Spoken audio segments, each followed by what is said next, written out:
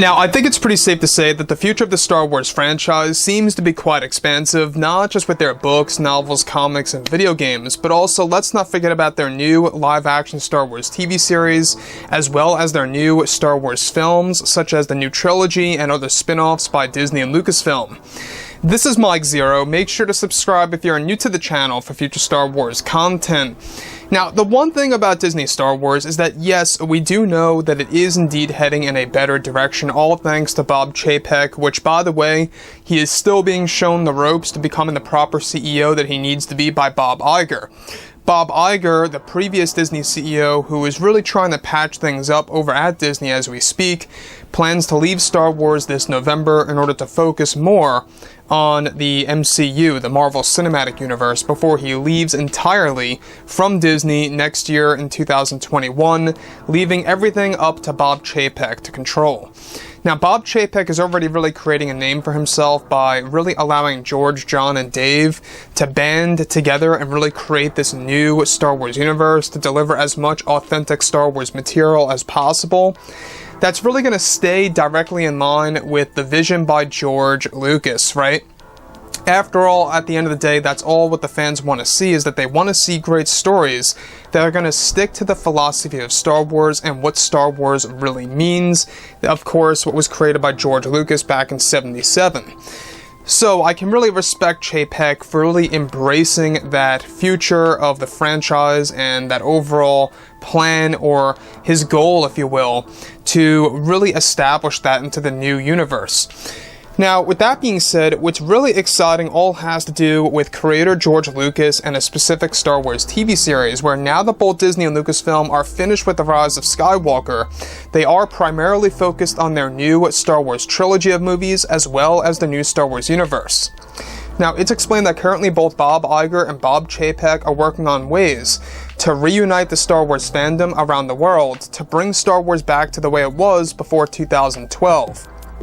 Now, it's explained, however, that behind the scenes, over at Lucasfilm, many changes are being made by Disney CEO Bob Chapek and creator George Lucas, where it's described that just recently George Lucas was given the okay to fire an unnamed Star Wars writer for a Star Wars TV series that was in the works. This was described to be an additional writer for the Leslye Headland Star Wars TV series for Disney+. Now, it's further explained that for 3 episodes of the planned 10-episode series, Leslye had a co-writer for the series, and that this was all going to match up for 3 episodes, and that Lucas was given the okay by Bob Chapek to fire this writer from the series, since she was canceling many of George Lucas's Star Wars history and morphing the philosophy of Star Wars in the 3 episodes that she was working on. So mind you, she was working on 3 different episodes for the Leslye show out of 10.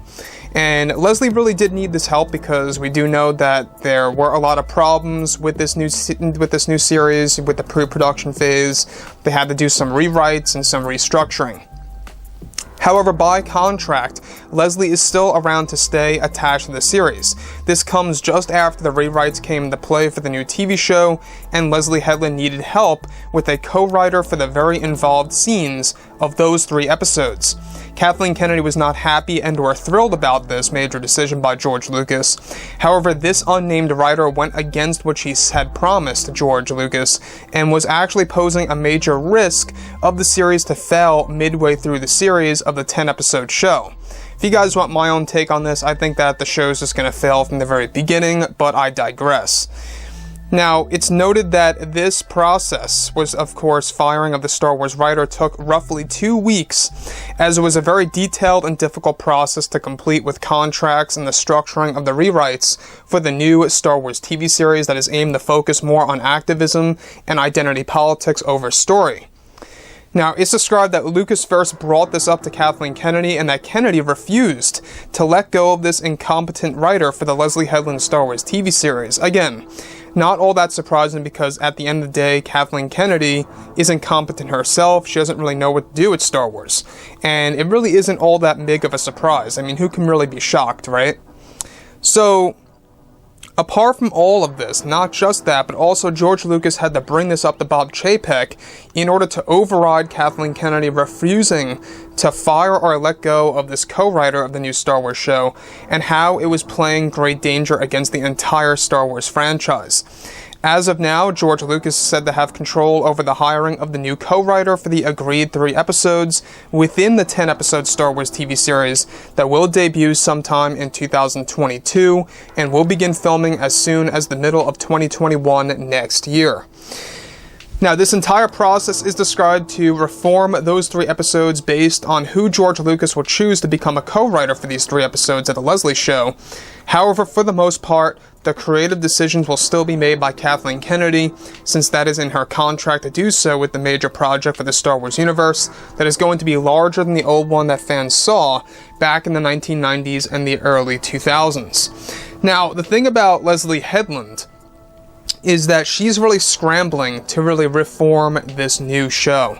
I don't know if you guys remember, but a couple of weeks we talked about how they actually had creative differences. Leslye Headland and Kathleen Kennedy, a lot of the character designs had to be changed, a lot of the episodes had to be rewritten, and that was basically the stem of this co-writer coming into play here for roughly 3 episodes for the Leslye Headland Star Wars TV series. Except this co-writer was actually changing many of the things that George Lucas had done to the overall Star Wars franchise, and it was really going to undo all the progress that he had made with the originals and the prequels. So the thing about that is that George Lucas essentially saved a big tragedy from happening. Now, regardless, this show still seems like it's not going to either be a thing or it's going to release on Disney Plus and be a complete failure. Those are the 2 big scenarios in my book. I don't see this being a success because, like I've said before, Kathleen Kennedy is focusing more so on activism and promoting that and identity politics and forcing the agenda that she wants to actually, promote, and wants to do all of this over story. And to me, what Star Wars is all about, it's all about the story, right? So George Lucas, at the end of the day, he knows what he's doing, he knows exactly where Kathleen Kennedy is in the wrong, and that pretty much is almost in every single angle here of the Star Wars universe, right? So the thing about this show is that, yes, it's aimed to be 10 episodes long in length. 3 of the episodes now still needs a new co-writer. George Lucas is going to be in charge of this new co-writer coming into play here. Does this spell any kind of hope for the Leslye Headland Star Wars TV series to perhaps stabilize and kind of focus away from activism, identity politics, and the woke culture? Or does this simply mean that this co-writer is just going to be a supplement, if you will, to, of course, Leslye Headland really getting through these rewrites? That's the biggest question of all, right? If you guys want my 2 cents, I don't think it's really going to change anything all that much. It may have a little impact on, the severity of really displaying all these different agendas that Kathleen Kennedy wants to force, but I don't think it's going to rid of it in any way, shape, or form.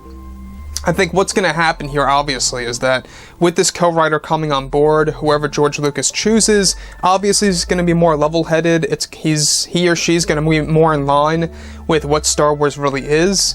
But let's not forget that Leslye is, in fact, still the main writer. If you look at The Rise of Skywalker, we had 2 writers as well. We had J.J. Abrams and Chris Terrio. Before the rewrites were done, we also had George Lucas in the mix. So having multiple writers could very well be a danger at some times. Some people would argue that having multiple writers usually is not all that great for a movie and or a TV show, but in my book it is. I think that for a TV show, there is an exception because it's a TV show, but for movies, I feel you should focus on one writer or one director when it comes to Star Wars specifically. Now, sure, we've seen, other examples of that being done in different ways with the prequels and originals, and they came out great, but George Lucas, right, when you look at George Lucas, what he's really trying to do here, he's just trying to bring Star Wars on the right path, and he does not want any more failures. They want to prevent having a lot of failures with their aimed high success rate to bring Star Wars up to the same level as the MCU. So with that being said, guys, drop a comment below. Let me know about all of this in the comments, and if you guys did enjoy the content for today, do make sure to drop a thumbs up on this video to support the channel. I thank you all so very much for the kind support, and I'll catch you guys next time.